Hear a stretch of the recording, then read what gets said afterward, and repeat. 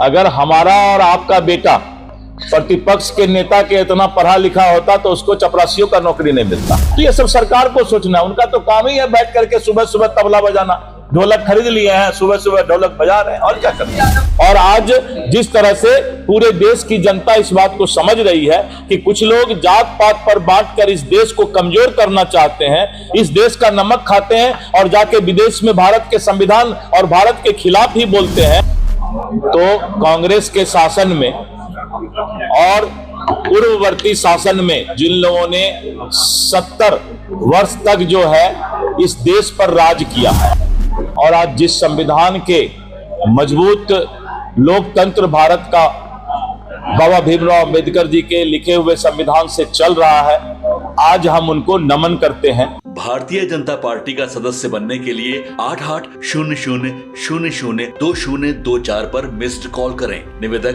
Bharatiya Janata party Bihar. आज doctor बाबा भीमराव अंबेडकर जी का परिनिर्वाण दिवस, और हम लोगों ने भारतीय जनता पार्टी के सभी सम्मानित नेताओं ने, श्री तारकिशोर प्रसाद पूर्व उप मुख्यमंत्री, श्री लखनदर पासवान जी जो हमारे अनुसूचित जाति मोर्चा के अध्यक्ष हैं, श्री शिवेश राम जी जो प्रदेश के महामंत्री हैं, और अन्य भगरथी देवी जी, श्री राम सिंह जी, सभी लोगों ने आज हम लोग उनको हृदय से पुष्पांजलि अर्पित किया। बाबा भीमराव अंबेडकर जी का जो संविधान निर्माता है, और आज जिस संविधान के मजबूत लोकतंत्र भारत का बाबा भीमराव अंबेडकर जी के लिखे हुए संविधान से चल रहा है, आज हम उनको नमन करते हैं कि जिस तरह से समाज के अंतिम पंक्ति में बैठे हुए लोगों का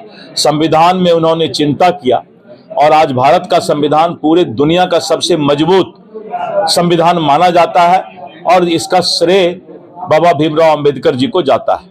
उन्होंने एक सपना देखा था इस संविधान के माध्यम से कि समाज के सभी लोगों को बराबर का हक मिले, जीने का हक मिले, और एक मजबूत लोकतंत्र के रूप में भारत जो है सबके साथ, सबका साथ और सबका विकास करे। आज प्रधानमंत्री श्री नरेंद्र मोदी जी के नेतृत्व में भारत बाबा भीमराव अंबेडकर के संविधान के मजबूत आधार को लेकर वो चल रहे हैं, और भारत आगे बढ़ रहा है। और मुझे पूरा विश्वास है कि बाबा भीमराव अंबेडकर के सपना को श्री नरेंद्र मोदी जी के नेतृत्व में भारतीय जनता पार्टी और एनडीए पूरा करने का काम करेगी।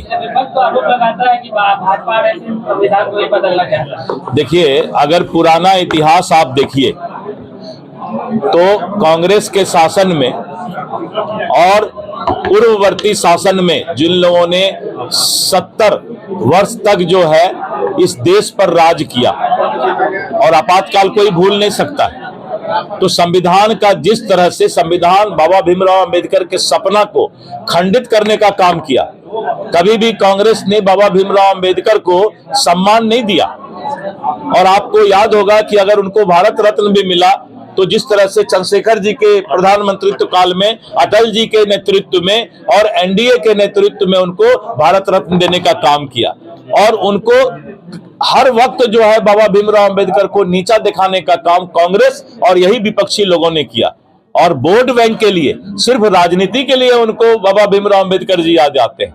आज नरेंद्र मोदी जी के नेतृत्व में सबका साथ, सबका विकास और सबको आगे ले चलने का काम है, तो विपक्ष का काम है यही काम करना, और कोई काम तो है नहीं उनको। इसी के आधार पर अपना वोट बैंक बनाने का काम करते हैं, लेकिन जनता समझ चुकी है। और आज जिस तरह से पूरे देश की जनता इस बात को समझ रही है कि कुछ लोग जात पात पर बांटकर इस देश को कमजोर करना चाहते हैं, इस देश का नमक खाते हैं और जाके विदेश में भारत के संविधान और भारत के खिलाफ ही बोलते हैं, वैसे लोगों को जनता अब बेनकाब करेगी। सर, बीपीएससी के बाहर अभी लाठीचार्ज हुआ है, जो अभ्यर्थी है वो नॉर्मलाइजेशन का विरोध कर रहे थे। नेता प्रतिपक्ष ने भी कहा था कि सॉल्यूशन निकालिए, नहीं तो आंदोलन होगा। देखिए, नेता प्रतिपक्ष का अब एक ही काम रह गया है कि कहीं पर आग लगे तो उसमें घी डालना। मैं अभी वही बता रहा था कि विपक्ष का काम सिर्फ लोगों को भड़काना नहीं है, विपक्ष का काम है कि सच्चाई के आईने में सरकार को सुझाव देना। तो नेता प्रतिपक्ष का तो यही काम ही है कि पता लगाना कि पूरे बिहार में कहीं कोई हंगामा तो नहीं हो रहा है, तो उसमें जाकर के वो घी रखे हुए हैं पूरा डालने का काम करना। जनता पहचान रही है और इसीलिए उनका जो है नेता का पद भी और प्रतिपक्ष का पद भी। आपने देखा ना बेलागंज में जब वो गए प्रचार करने तो उनको लगा कि अब तो एमवाय फैक्टर में भी नेता प्रतिपक्ष का जादू नहीं चल रहा, तो पूज्य पिताजी को बेलागंज में बुलाए, लेकिन अब वो भी नहीं चला। इन लोगों को जनता बेनकाब कर रही है। इसी तरह का बात जो भी करेगी सरकार करेगी। अगर उस अभ्यर्थी को कोई दिक्कत है, सरकार एकदम सतर्क है और भावनात्मक फैसला सरकार लेती है हर वक्त, अभ्यर्थी के पक्ष में बात सोचती है। तो ये सब सरकार को सोचना है। उनका तो काम ही है बैठ करके सुबह सुबह तबला बजाना। ढोलक खरीद लिए हैं, सुबह सुबह ढोलक बजा रहे हैं और क्या कर रहे हैं। यादव कह रहे हैं कि हमारी सरकार बनेगी तो 200 यूनिट बिजली। अभी तो है क्या, अगर हमारा और आपका बेटा प्रतिपक्ष के नेता के इतना पढ़ा लिखा होता तो उसको चपरासियों का नौकरी नहीं मिलता। इससे ज्यादा हम नहीं बोलेंगे। जो आदमी स्वयं में अपने जीवन में मौका मिला उनको पढ़ने लिखने का, आगे बढ़ने का, लेकिन अगर पिताजी का सहारा नहीं होता तो आज राजनीति में वो नहीं होते। तो राजनीति में है तो पिताजी के नाम के सहारे हैं और काम तो वो फेल हो गए, इसलिए हम लोग उनको फेलस्वी बोलते हैं। उनका नाम थोड़ा बदला हुआ है। धन्यवाद जी, बहुत धन्यवाद।